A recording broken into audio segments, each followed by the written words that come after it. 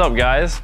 We're back on the 240. We're just gonna do a quick rundown on exactly where we're at with the car and what we're gonna be doing this week to it.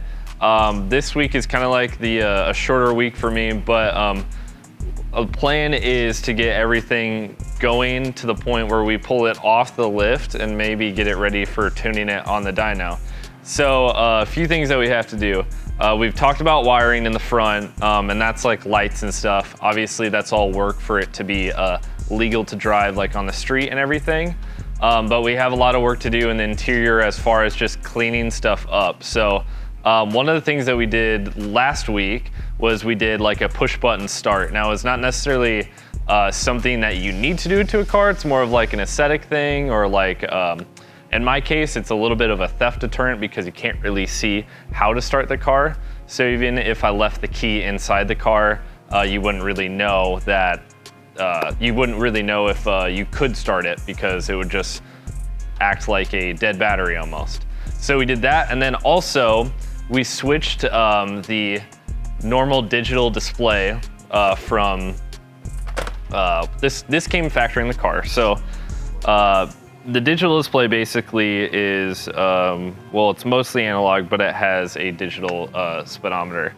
And that's also connected to a heads-up display. So heads-up display, or HUD, is basically exactly what it sounds like. It's basically like a hologram on your dash type thing. So in this case, it's just right on the left corner of the glass here, right behind this Haltech Flex Fuel thing.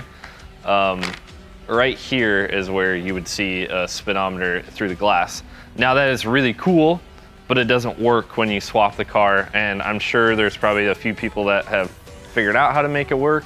In my case, it's not really worth the time and effort, and considering most of the time, it doesn't work on 240s in general when you get them.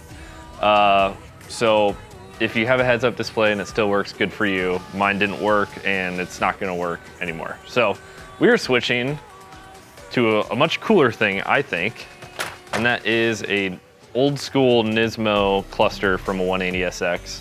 You can see the jagged Nismo logo.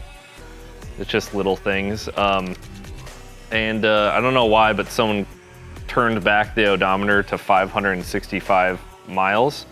I didn't do that, but it doesn't really matter to me. It's not like I'm trying to sell the car and use that as like a fake thing. So yeah, we're doing that. What you need to do is have a sub harness changed out on that. We got that off eBay for like 50 bucks. So when that shows up, we'll put that in. We can put the dash together, put the pedals back in, everything.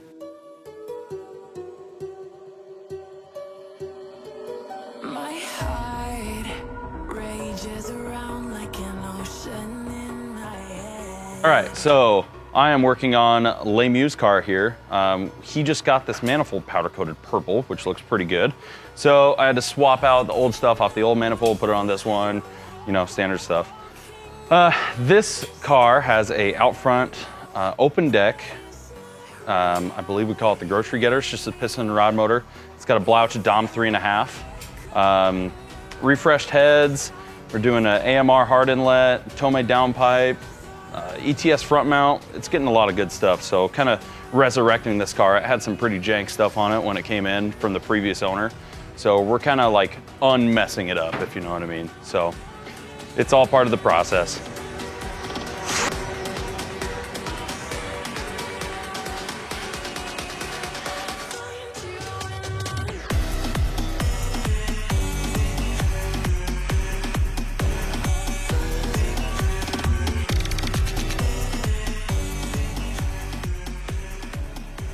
Connor, you like titanium? Maybe, yeah? He's nodding his head, yes. Look at this, look at this.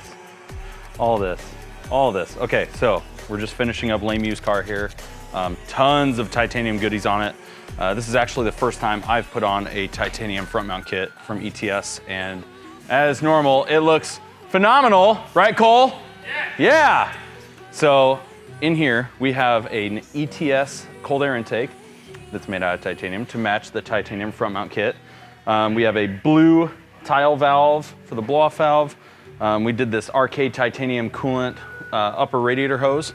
And then we have a Chasing J's belt cover, and it looks phenomenal. The only thing I want him to do later on down the road is powder coat this black for the hard inlet. But this car also got a Blouch Dom 3.5, so it's gonna make some pretty dang good power. We're doing ID 1050s, Cobb Flex Fuel kit, Tomei downpipe, Tomei catback. It's gonna be a pretty cool little unit when we're done. So, yeah. Hi everybody, just wanted to take a moment to let you guys know how much we appreciate you guys viewing our content, and to, of course, remind you to like, subscribe, comment, turn on post notifications so we can keep content rolling out for you guys, and you guys can let us know what you want to see next.